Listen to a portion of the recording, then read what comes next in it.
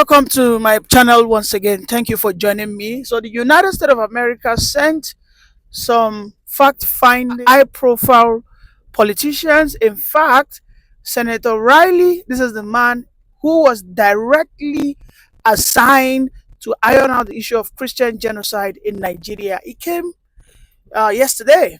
Upon his arrival, he met with the Benue State governor. All right. However, the Benue State governor tried to play politics. There were so many things he said. He tried to lie. He tried to play to the whims and caprices of the Northern Fulani oligarchs. However, this senator did not stop in Makurdi, which is the government state house. He said, "I will go to the IDP camps," and indeed he went. When he got there, had a series of interviews, conversations with the victims. Could you believe that in one single IDP camp, it is 99% Christians? These are people that have left their ancestral, have been chased out of their ancestral land for nothing less than 4 years, 5 years. They've given birth, the children are grown up in that same IDP camps. And even though when they sometimes go out there to fetch for firewood, they are still being attacked by this Islamic jihadist. So the conclusion has been made. The RIPE has said he thanks Nuhu Ribadu, the Nigerian security advisor. In fact, he said he thanks Tinubu for everything. For right now, they are getting good response from Nigerian government. That Tinubu is not in any way stopping America to come. But they just simply needed to respect, the sovereignty that we proclaim to have as a nation. Because you cannot, when you're counting countries of real sovereignty, I don't think in Africa, in any nation can come out confidently and say they're sovereign. Because we don't produce our machines, we don't produce our own drones. Everything we rely on on Western powers. So, on the issue, what is the next step?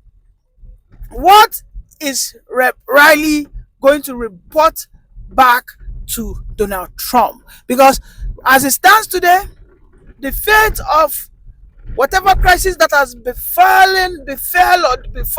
or besieged the Middle Beltans is right there in the hands of Rep. Riley. Because if you think the Nigerian government will be the one that will save the Middle Beltans, these are people who have been besieged, be invaded, abused, raped of their ancestral land for over 20 years. If the Nigerian government couldn't have saved them, then we must pay a very rapt attention to Rep. Riley. And I hope Rep. Riley will not compromise. Because indeed, there is nothing the Nigerian government, this crop of politicians that we have in Nigeria today, there's absolutely nothing they cannot do. I would say that maybe Tinubu might be indifferent, but we know that there are some very high-level northern politicians that has been speaking aggressively against U.S. intervention. And these are men that have high connection. So you will understand that they will put some minute triggers, moves to sabotage the effort of America. Just in case Rep. Riley is listening to this channel, whatever action the United States of America want to do, please, I understand that Tinubu has given the Americans a base to use in Benue and Niger. Whenever actions are to be taken, do not disclose everything. Be discreet with some very vital information. Maybe things that has to do with the date you will strike. Because when you give the date, when you give the time to the Nigerian military, I'm afraid I cannot confidently say that the Nigerian military has not been infiltrated. I'm afraid I cannot say it. Because the Brigadier General who was spied, that's the General Uba, This man chatted on an encrypted platform, WhatsApp. He sent it to his team. He sent a live location. This is where I am, oh guys. Mokuna come meet me. He sent a voice note. This. Could you believe that for 3 good hours, these people did not go there to rescue him? A brigadier general whom General Musa has questioned that how come his troops were not with him? That this is more or less like an assassination. That the death of Brig General Uba, was a setup to kill him, because there are infiltrators, and these infiltrators are what are being controlled, are being used by top elites in the north. So I dare say again, the action that America wants to take on the what on Islamic jihadists in Nigeria, please let them be very tactical and tacit with it. We remember that when the Chibok girls were incident happened in 2013, 2014, the American forces, secret forces, were on their way there, haven't had secret meeting with the Nigerian army and of course high-level military officers, that when they get there they would throw a gas into the mist, everybody will slip off, they will just select the girls and then leave. If they need to arrest the terrorists, they will arrest it. Only for them to get there, they found out that all the Boko Haram members were putting on gas masks. America was shocked.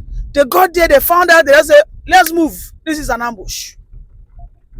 Yes, and precisely what happened to Brig General Uba.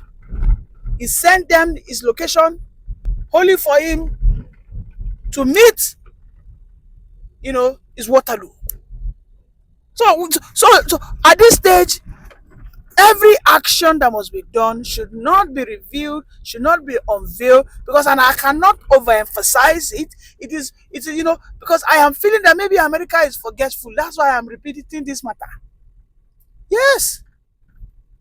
In the text of Senator Rep. Riley, he said that the Christians of the Middle Belt, it is the most important for him and for Donald Trump, that this Islamic jihadists must be wiped out. Then also terrorists across the northern part of the country will also be dealt with.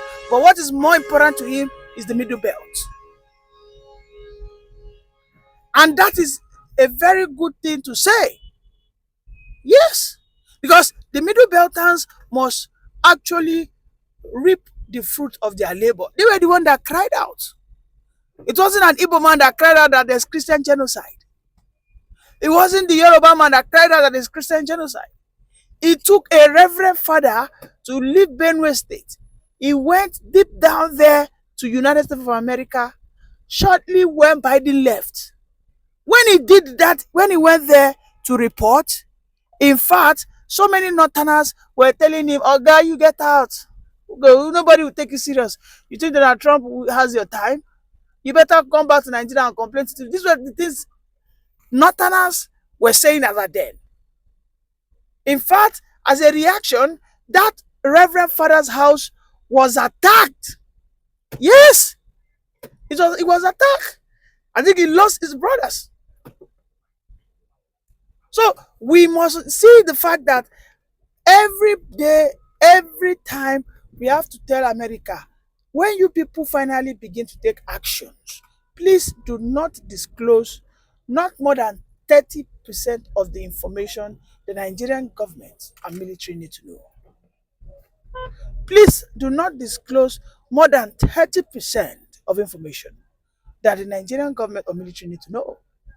Unless, of course, they are going to vet everybody that will be in that strategic room, in that operational room.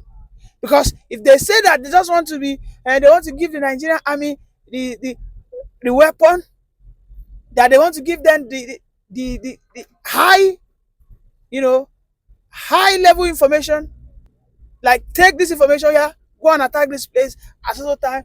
If they say they want to do that with the Nigerian army, I'm afraid, I cannot guarantee you, Brig General Uba was spied. There are so many cases, in fact, so many cases of sabotage against any military officer that is staunchly against this Islamic jihadists from spreading. How many I won't count? So many military soldiers. So many. Is it under Buhari? So many of them that were their lives were cut short. You will suddenly hear that the helicopter has crashed. Some of them you hear that they shot them. Oh yeah, let's conduct autopsy. They will say that due to Islamic crime, they buried him. So this sabotage, this high level of sabotage, I hope America will be able to outsmart the infiltrators who are currently living, thriving within the Nigerian army, as it were. Let's listen to the Reverend that went to America on the issue of Christian genocide. I am here this evening talking that because I have the privilege of witnessing, the privilege of experiencing. I'm not talking as a privilege of opinion. Mr. Chairman, ranking members, distinguished members of the subcommittee, thank you for inviting me back to testify on the escalating crisis of Christian persecution and genocide in Nigeria. 6 months ago, precisely on 13th March 2025, when I last appeared before this committee, I warned that the situation was there and demanded urgent attention.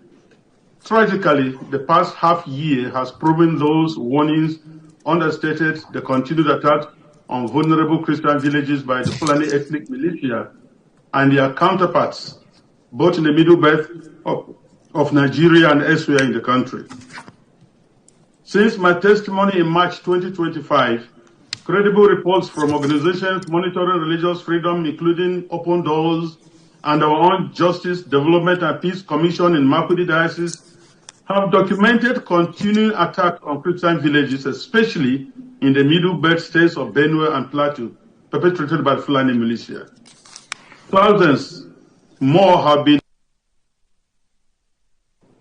My own village of Aondana in Gwe West local government was attacked and several of my relatives killed on May 22nd, 2025. An entire convent of Reverend Sisters of the Clarisha Missionary was displaced, along with the local Catholic parish. Within the days following that attack, nearby villages like Naka also witnessed attacks. In fact, on the 24th May 2025, one of my priests, Father Solomon Atongu, was shot and left to die in the pool of his blood, while those traveling with him were adopted.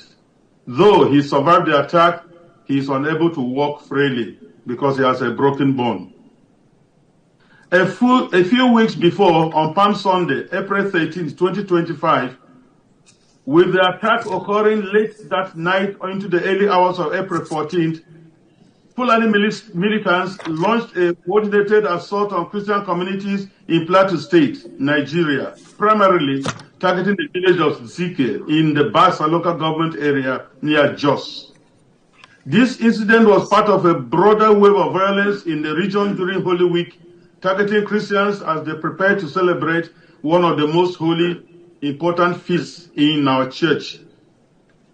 In my own diocese of Makurdi, you are all familiar with the massacres of Saturday, 13th June in Yellowater, where 278 persons, men, women, and children were killed in a manner too gory to describe here by people shouting Allah Akbar, while slaughtering their victims. It took the prayers of the Holy Father Pope Leo XIV on Sunday, June 14th, for the government in Nigeria to even acknowledge this evil. Even so, the federal government still seeks to downplay the numbers and has yet to properly care for the survivors, even as I speak. Adoptions of clergy and laity remain rampant. Priests and pastors are prime targets for elimination. On 17th November 2025, another priest from Kaduna Archdiocese was kidnapped while his brother was shot dead and others taken into captivity. On the same day, a school was attacked in Kebbi State with many kidnapped and the vice principal of the school was killed. Reports are also rife of the capture of a brigadier general of the Nigerian army with some army officers and soldiers by the Islamists. This is the daily experience of many Christians in Nigeria. Violence is spreading southward, displacing millions and destroying farmland, creating a humanitarian crisis compounded by food insecurity. Attacks by Fulani militants, Boko Haram, Islamic State of West African province, ISWAP, have intensified not only in the Middle Belt and northern states, but spreading southward and targeting Christian communities with impunity. We hoped the CPC designation by President Trump at the end of October might stabilize the situation, but instead it is deteriorating into one of the most later periods of for Nigeria Christians in recent memory. Like it is now commonly acknowledged, Nigeria remains the deadliest place on earth to be a Christian. More believers are killed there annually than in the rest of the world combined. Yet, perpetrators face little accountability, and the Nigerian government's response since the CPC designation is to unleash vain glory speakers and willing tools to spin the narrative and make false equivalencies about Muslim deaths. But I would like to ask the question here, who is killing the Muslims up north? Is there any Christian militia displacing millions and occupying lands in Nigeria? The government of Nigeria's silence and refusal to engage in the face of continued killings and displacements has deepened feelings of abandonment among the people. The national leadership appears disengaged, treating the Christian genocide reports as a non-issue instead of considering it a national emergency. This lack of political will undermines trust in government institutions and fuels perceptions of complicity or indifference. Mr. Chairman, honorable members, allow me to briefly mention another point so close to my heart, the humanitarian and social impact of this genocide. In the Middle Belt alone, millions of internally displaced persons remain in camps, unable to return to their ancestral lands. This threatens cultural continuity, religious and economic survival. The psychological trauma of survivors of these attacks is immense, with little access to counseling or rehabilitation. Widows, orphans, and survivors face ongoing threats. Girls and women endure sexual violence as a weapon. So many others resort to unsafe coping mechanisms for daily sustenance, destroying families, guarantees that no more Christian will be born from so many traumatized women. This is one of the elements of genocide, securing the disappearance of a group by longer-term measures other than murder. Without quick intervention, Christianity risks elimination in parts of northern and middle belt Nigeria within a very short time. Let me put it on record here that on behalf of millions of Christians in Nigeria and in the diaspora, we want to thank President Donald J. Trump for his bold leadership in designating Nigeria as a CPC. I commend you, Mr. Chris Smith, and this subcommittee's ongoing leadership and the recent U.S. designation of Nigeria as a country of particular concern. It is a vital step, but must be backed by serious action. 1. Using the Magnitsky Act for targeted sanctions on Nigerian government officials and others tolerating